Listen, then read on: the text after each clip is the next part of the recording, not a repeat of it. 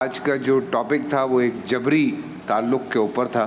اور ابھی جب میری انجینئر صاحب سے بھی بات ہو رہی تھی، انہوں نے بھی کہا کہ یار یہ جو ایک جملہ جو سوشل میڈیا یا انٹرنیشنلی جو یوز ہوتا ہے میرٹل کا، یہ ذرا سخت لفظ ہے، تو اگر جبری جو تعلق ہے اس کو، یا جو فورسفلی آپ جس کو کہہ لیں لفظ وہ استعمال کر لیں تو زیادہ بہتر ہوگا۔ پر چونکہ سوشل میڈیا پہ یا انٹرنیشنل میڈیا پہ بھی اس حوالے سے کافی گفتگو کی گئی،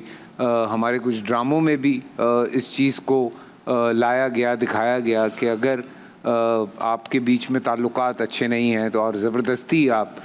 اپنی پار شو کرنے کے لیے لڑکی کے اوپر کوئی اس طرح کا جبر کرتے ہیں، تو کیونکہ نکاح کی اگر حضرت بات ہوتی ہے، دیکھیں ہم جنرل ڈسکشن کر رہے ہیں، میں کوئی سوال نہیں پوچھا ہوں تو کہیں سے بھی کوئی بات شروع ہو سکتی ہے، تو نکاح کے بعد اوبویسلی چیزیں اللہ تعالیٰ نے ایک ایسی برکت رکھی ہے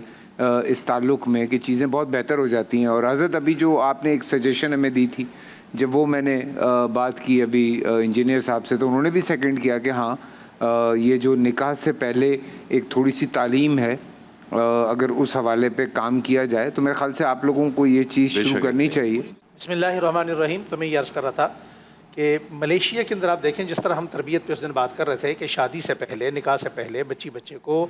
شادی کے احکام کا، ان کے حقوق کا، ان کی فرائضی کا، ذمہ داری کا، رسپانسبلٹی کا علم ہونا چاہیے۔ ملیشیا میں میرا جانا ہوا اور میں نے دیکھا وہاں کے لوگوں کو، اپنے سعودی عرب میں بھی بہت سارے احباب سے ملاقات ہوتی رہتی ہے، وہاں کے قانون میں یہ چیز شامل ہے کہ جب تک بچہ شادی کے قوانین، شرعی احکام پڑھ نہیں لیتے ان کا نکاح نہیں ہوتا، جب تک وہ حج عمرہ نہیں کر لیتے ان کا نکاح نہیں ہوتا۔ اور جس بات پہ آپ ذکر کرنا چاہ رہے ہیں، دیکھیں یہ ہمارے ہاں ایسے کچھ علاقے ایسے ہیں، ہر جگہ ایسا نہیں ہے، کچھ علاقے ایسے ہیں، کچھ اقوام ایسی ہیں، کچھ مخصوص کلچر ایسے ہیں کہ وہاں یہ مائنڈ سیٹ بنا ہوا ہے، ورنہ شریعت میں جو نکاح ہے یہ جبر کا لائسنس نہیں ہے،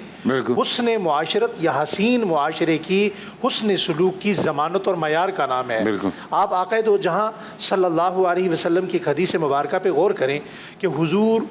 سفر سے واپس تشریف لائے، مسجد نبوی میں بیٹھے اور آپ نے اپنے گھر پیغام بھیجا۔ پیغام کیا بھیجا؟ فرمایا میرے گھر والوں کو بتا دو کہ میں مسجد نبوی پہنچ چکا ہوں، میں تھوڑی دیر میں گھر آؤں گا۔ صحابہ کرام نے کہا یا رسول اللہ، جس طرح آپ تشریف لائے سفر سے واپس، ہم لوگ بھی جب واپس آئیں تو کیا ہم بھی پیغام بھیجا کریں اپنے گھروں میں؟ تو کہا بالکل، تمہیں گھر سے پہلے پیغام بھیجنا چاہیے، پھر تمہیں اپنے گھروں میں جانا چاہیے۔ اب یہاں سے خواتین کو بھی سمجھنا چاہیے کہ ہمارے آقا دو جہاں صلی اللہ علیہ وآلہ وسلم بغیر بتائے، بغیر اجازت کے اپنی ازواج کے پاس ڈائریکٹ نہیں آتے تاکہ ان کو بننے کا، سنورنے کا، تیاری کا موقع مل سکے، وہ اپنے راج دلارے کا استقبال کر سکیں۔ یہی وجہ ہے کہ میں یہاں پر ایک کومنٹ کرنا چاہوں گا کہ ویسے تو ہم یہ کہتے ہیں تمام علماء اکرام کہ ہمیں باہر، گھر سے باہر جو ہمارا معاشرہ ہے وہاں اپنے رویوں پر غور کرنے کی ضرورت ہے، لیکن یہ جو جبری والی بات آ جاتی ہے نا، آپ نے جبر کا لفظ استعمال کیا، تو میں اس کا بہت آسان الفاظ میں اس کا ترجمہ یوں کرنا چاہتا ہوں کہ گھر کے اندر جہاں ہمیں اپنے رویے پر محنت کی ضرورت ہے، وہاں ہمیں اپنے حلیے پر بھی ضرورت ہے۔